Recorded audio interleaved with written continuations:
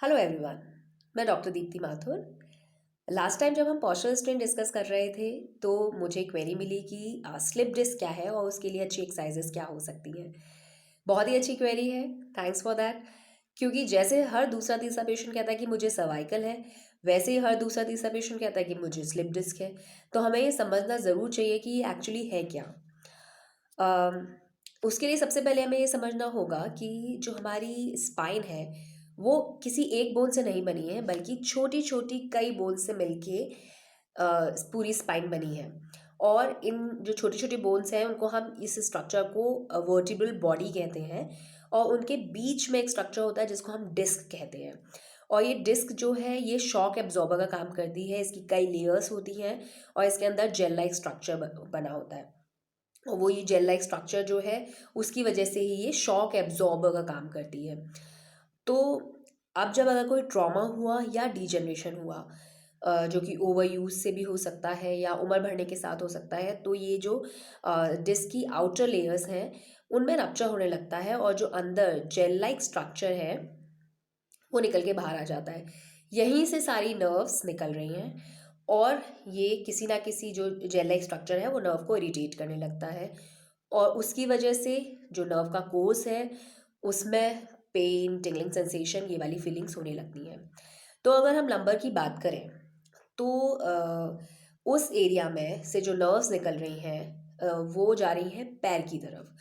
तो अगर इस तरह की कोई स्लिप डिस्क का इशू हुआ लंबर एरिया में तो जो सिम्टम्स होंगे, जो पेन, पैरेस्थीसिया या टिंगलिंग सेंसेशन, नमनेस या अनप्लेजेंट सेंसेशंस होंगी वो पैर में होंगी। तो इसमें लेग साइन बहुत इंपॉर्टेंट है। वैसे पेन हो सकता है बटक्स में, बैक में। तो इस कंडीशन को हम लंबर रेडिकुलोपैथी के नाम से भी जानते हैं। इस तरह के एपिसोड्स एक्चुअली पेशेंट को जो पेन है वो तो कई बार हो सकता है और उसके कारण क्या है कि पहले से ही बैक हेल्थ अच्छी नहीं है, मसल की स्ट्रेंथ अच्छी नहीं है, या वही पोस्चरल स्ट्रेन्स हैं उनको जिसको हमने पहले डिस्कस किया था। और कर्व्स मेंटेन नहीं है, लंबर लॉर्डोसिस नहीं है, फ्लैटनिंग ऑफ द कर्व है, या थोरेसिक जो लंबर के ऊपर वाला एरिया होता है या लंबर एरिया है उसमें स्वेलिंग है, स्पैज़म है, टाइटनेस है। तो ये बिल्कुल उसी तरह हमें समझना चाहिए कि अगर हमने पोस्चरल स्ट्रेन के लेवल पे ही इस चीज़ को रोक लिया होता एक्सरसाइजेस करके या अपनी लाइफस्टाइल को चेंज करके, तो हम इस नेक्स्ट लेवल पे जिसको कि रेडिकुलोपैथी कह रहे हैं या नर्व इन्वॉल्वमेंट कह रहे हैं उस तक हम पहुंचते ही नहीं। तो इसलिए बहुत इम्पॉर्टेंट है कि पहले फेज पे ही रोक लिया जाए इस कंडीशन को। अदरवाइज केवल पेन या टाइटनेस जो कि पोस्चरल स्ट्रेन में दिख रहे हैं उससे एडिशनली आपको ये सारे सिम्टम्स भी देखने मिलेंगे जिसमें कि आपको पेन हो सकता है, tingling sensation, burning sensation, shooting pain हो सकता है और अनप्लेजेंट सेंसेशंस, नमनेस भी हो सकती है।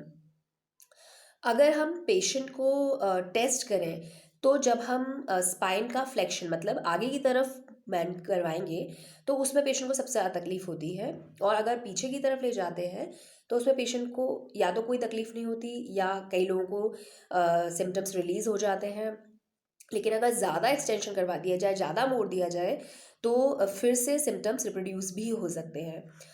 और अगर हम चेयर पे बैठ के साइड मूवमेंट्स करेंगे तो उसमें कोई दिक्कत नहीं होगी उस कंडीशन में भी।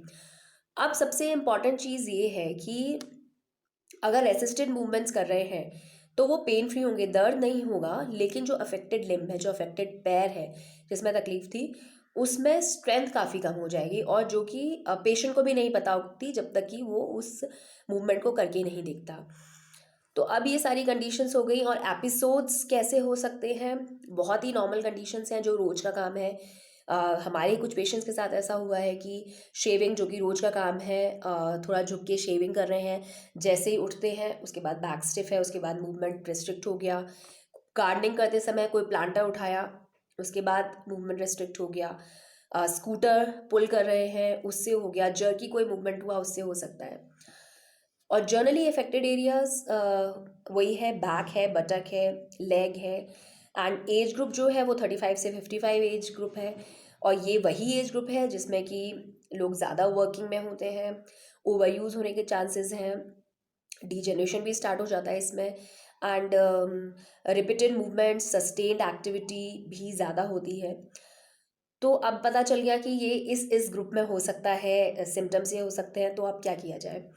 करना वही है सबसे इम्पॉर्टेंट चीज़ कि आपको ओवर यूज से बचना है, बीच बीच में गैप्स लेने हैं, स्पाइन का एक्सटेंशन ज़रूर करना है। कोई भी एक्टिविटी करते हैं उसके बाद एक्सटेंशन ज़रूर करना है। एक्यूट जब सिम्टम्स होंगे तब आपको कुछ दिन रेस्ट करना है, उस समय 2-3 दिन कोई एक्सरसाइज भी नहीं करनी, फिर अंडर गाइडेंस एक्सरसाइजेज शुरू करनी है। वॉक को अगर लेते हैं, वॉक बहुत अच्छी एक्सरसाइज है, बट जिसको इस तरह के एपिसोड्स हो रहे हैं उनको कैलकुलेटेड वॉक करनी है, अंडर गाइडेंस करनी है, एक साथ ज़्यादा वॉक नहीं करनी। आप दिन में 2-3 बार 10-10 मिनट की वॉक कर सकते हैं, लेकिन हमेशा ध्यान रखें कि इंक्लाइन पे वॉक नहीं करेंगे, इवन सरफेस पे वॉक करेंगे। स्विमिंग एक अच्छी एक्सरसाइज हो सकती है, लेकिन वो भी अंडर गाइडेंस पहले पूछ के कि आप कर सकते हैं, उस स्थिति में हैं कि नहीं, तब। और सबसे इम्पॉर्टेंट चीज़ ये है कि फ्लेक्शन एक्यूट कंडीशन में मना किया गया है, लेकिन ये ऐसा नहीं है कि आपको जीवन भर कभी भी बैक को आगे मूव नहीं करना है। अगर आप प्रॉपर एक्सरसाइज करते हैं अंडर गाइडेंस और प्रोग्रेसिवली एक्सरसाइजेस करते हैं ठीक से, तो आप ज़रूर फ्लेक्शन भी कर पाएंगे स्पाइन का। लेकिन हमेशा ये ध्यान रखना है कि आपको अपनी बैक हेल्थ का बहुत ध्यान रखना है, और हमारी स्पाइन बनी ही इसलिए है कि वो हर डायरेक्शन में मूव कर सके। तो इस चीज़ को ध्यान में रखते हुए आगे भी हमेशा कोशिश करिए कि अपना सबसे पहले तो पोस्चर ठीक करिए, ओवर यूज़ नहीं करना है, बीच बीच में ब्रेक्स लेने हैं, और एक्सटेंशन ज़रूर करते रहना है स्पाइन का। और नेक्स्ट वीडियोस में हम एक्सरसाइजेस, जो स्पेसिफिक एक्सरसाइज है, बहुत अच्छी एक्सरसाइजेस हैं, वो भी शेयर करेंगे। तब तक stay healthy, stay happy, stay safe. Thank you.